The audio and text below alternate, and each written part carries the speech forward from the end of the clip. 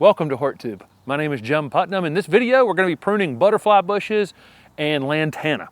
Butterfly bushes bloom on new growth during the growing season. So there's really kind of almost no purpose for the plant to stay in place season over season. You know, the height of the plant, because it has to get bigger in order to flower. They've actually become a danger to themselves by having to put on that new growth and flower, and then if you don't prune them back, have to put on more growth and flower. The wood on these is not as strong as some other plants. It's almost weak. And what I've seen in the past is ones that are allowed to get 8 feet tall or 10 feet tall eventually crack open in storms. There are dwarf butterfly bushes, and the one in front of me is an example of that, but even it will have to get bigger in order to flower every year. So even the dwarfs will put on size. So it's really best to take them down. I kind of take them down proportionate to what, you know, the size of the plant. This dwarf one that I want to keep in this 3x3 range during the growing season, I'll take it down to about 8 to 10 inches tall, something like that. And then again, it'll come roaring back up in April and May, and by June it'll be in bloom. Actually, midsummer, I typically will take them and give them another little bit of a haircut just to control some of that size even during the summertime. And again, within about 2 weeks of that during the summer heat, you know, they just put on that, you know, they'll be blooming again. We have a lot of flowering bulbs out here, and we'll put them around things that we cut back in the late winter. So I had a perennial salvia here that got cut back in another video. This butterfly bush is being cut back in this video, and there's hyacinths sitting in the middle of it. So by the time the hyacinths are finished up, they're blooming, this will start to put on some growth. We're probably a little early pruning these back. I'm doing this just to show you how we go about it. A lot of folks would like to see maybe a little bit of growth starting to come out on them. You'll see the buds swell along the stems, and that's typically the time you'll do it. You won't hurt them doing it as early as I'm doing it, though. You can use a pair of hand pruners on a small one like this, but I find that these bypass loppers really are probably the easiest thing to prune something that's this woody. You know, the limbs on this down toward the bottom where I'm going to be making cuts are probably 1/2 inch to 3/4 inch. And these bypass loppers, if you end up with a big limb, you can get one of these bypass loppers that adds, this one's like adds 3 times the strength. So whatever pressure I'm applying to it, it adds 3 times that at the cutter head. So, you know, those are available out there in the world as well. But I'm just going to use this kind of medium-sized bypass lopper and fairly quickly go into the middle of this plant and take branches down, you know, again, right, probably in that about 8 inches high. With a lot of our perennial things, we'll just cut them up into small bits and let that be the mulch for the plant for the next year. This material tends to be a little thicker, and what it'll end up is being cut up a bit and put on the compost pile. Okay, let me clean this out, see what I'm missing here.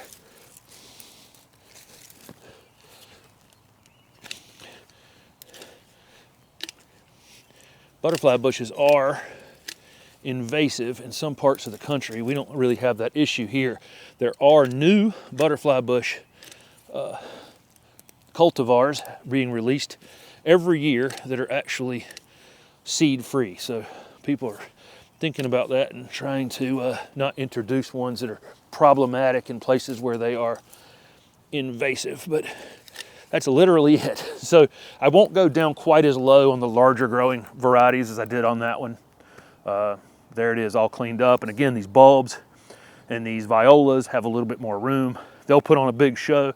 By the time they're done, this will be growing again. So here's one that's 9 or 10 feet tall from last season. It's got a trunk on it down at the bottom that's probably, you know, 2 inches in places. I'm only going to cut this one down to about 2.5, 3 feet tall, and I'm going to let it return to this height during this summer. At some point during the midsummer, I might cut it to about head high and then allow it to come back out and bloom again. But this one does a good job of screening the street during the summertime. A lot of folks say, you know, when you're pruning, if I was selective pruning, you know, I would come down here and cut just above a node, just above a place where that new growth is starting on the stem. I don't really think about that. On a butterfly bush, it's going to grow. It's going to be fine without that, and so you won't see me doing that. But if you are nervous about pruning, you know, you can prune right above a node, and that will prevent any dieback in the stem, because it almost certainly has to die back to that node anyway, or where that little branch is coming off the side. And so, but again, I just don't think about it. I've never had a problem really on a butterfly bush. So again, I'm going to use my bypass loppers that add a little bit of extra oomph to it, because these again are quite thick down here. Holly's gotten herself right in the middle of where the branches are going to fall on her head, and this just makes easy work of cutting these very, very large branches. You can see where I cut it last year.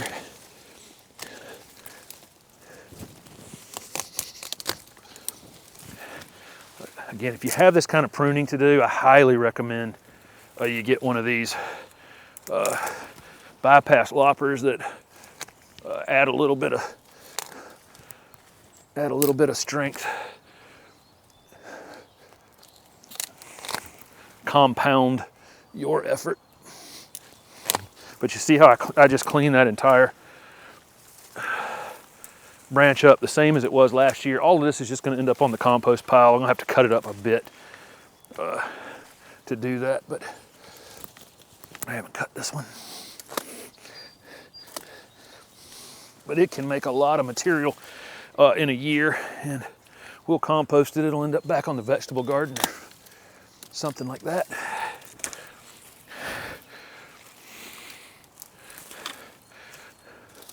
Of course, if I wasn't trying to talk and think at the same time, this actually goes pretty daggone quick. Cut as many as you can, then get them out of the way.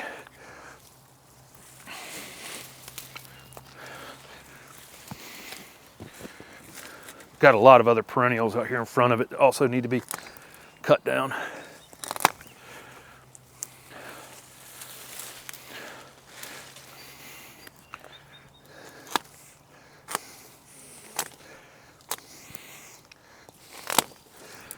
That may be all of them.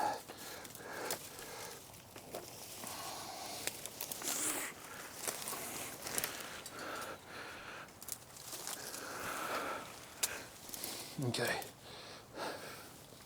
So I might have to come back in here with a pair of pruners and just clean up anything that's smaller.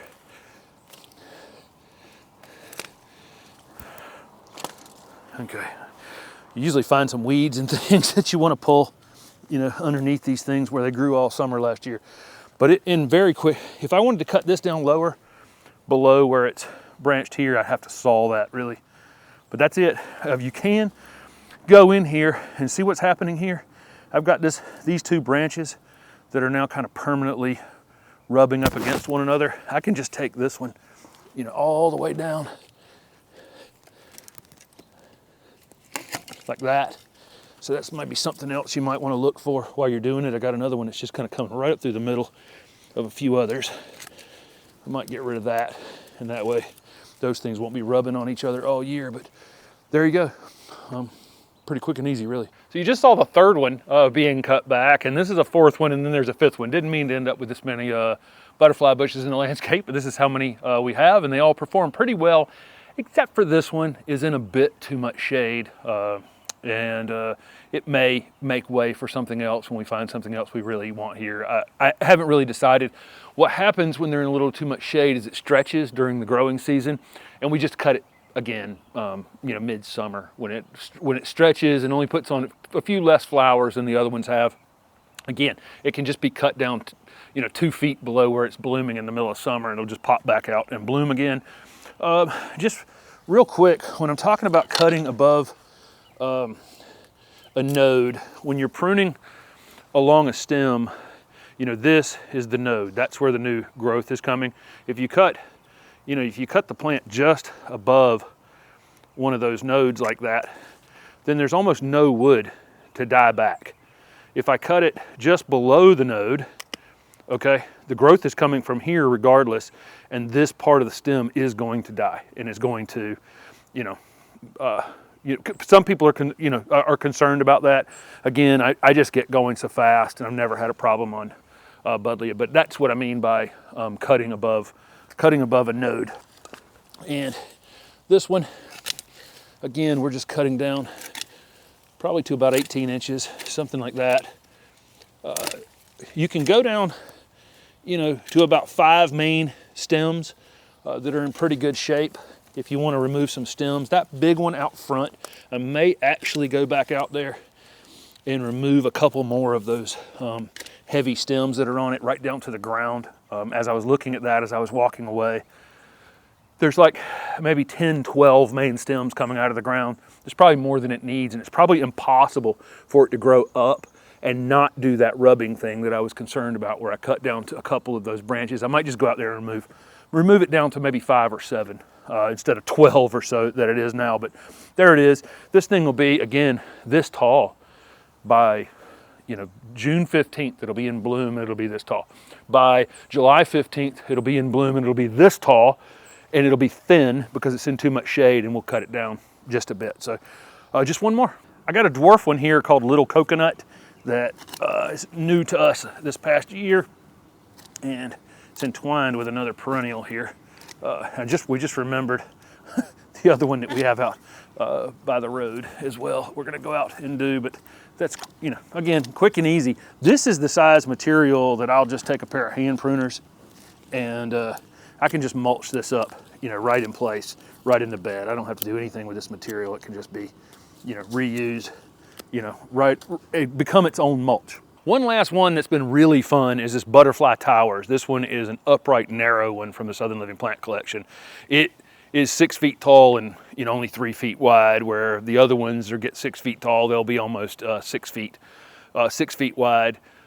I'm, again, going to take it down exactly the same, but what happens with this one is when the new growth starts on it, it's very fastigiate or upright, and it allows us to grow it in this super narrow space out here by the road. But again, there's absolutely no difference. This one has really been a vigorous grower out here, and so I am using the big heavy loppers on it because it is kind of a monster down here, really. And I'm probably going to make a choice here on removing a few of these bigger branches that have presented themselves. This one is already growing along the stems. It's really easy for me to make those choices to cut just above the nodes on this one if I wanted to.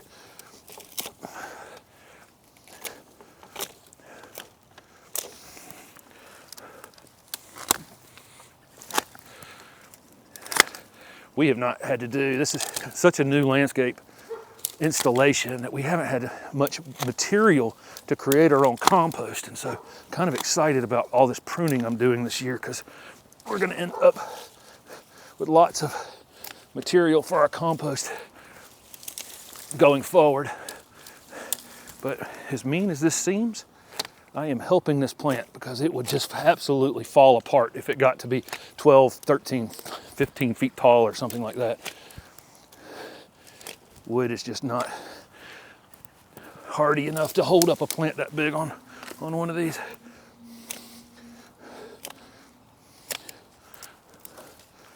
Okay, so there you go, quick and easy.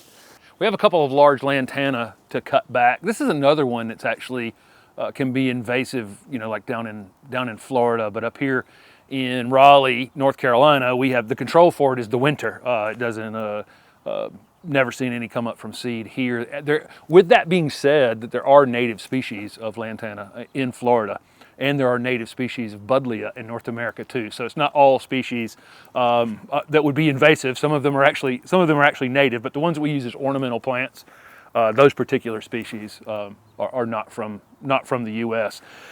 This one is Chapel Hill. What's this one called?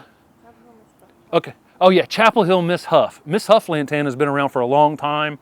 This is a slightly different variation of it. It's one that's hardy here in Zone 7. As long as it has a winter, or a summer underneath it, meaning if it's spring planted, it grows all summer. It will typically survive the winter. If it survives one winter, it will almost always come back after that. There's one called Carlos. So Carlos misshuff, this Chapel Hill misshuff, and a yellow spreading one. What's that one? New Gold. I'm having to ask Steph some names. Steph is my memory over there.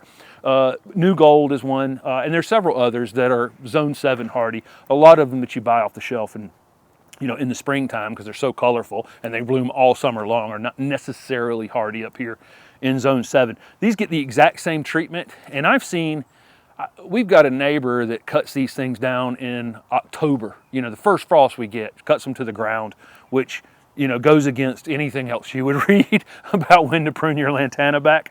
But again, if they've been established for a long time, I don't think the timing matters as much as just the variety and it being hardy and it being well established. But again, I wait till about the same time I'm pruning the butterfly bushes back every year, which is typically later in February. Then I'm showing you this in a video. I'm doing this in a video just to show you how I go about this. This is another plant, blooms on all new growth. So there's no purpose in this plant sitting here like this because it would have to get bigger in order to flower. And I only want it to flower at about this size.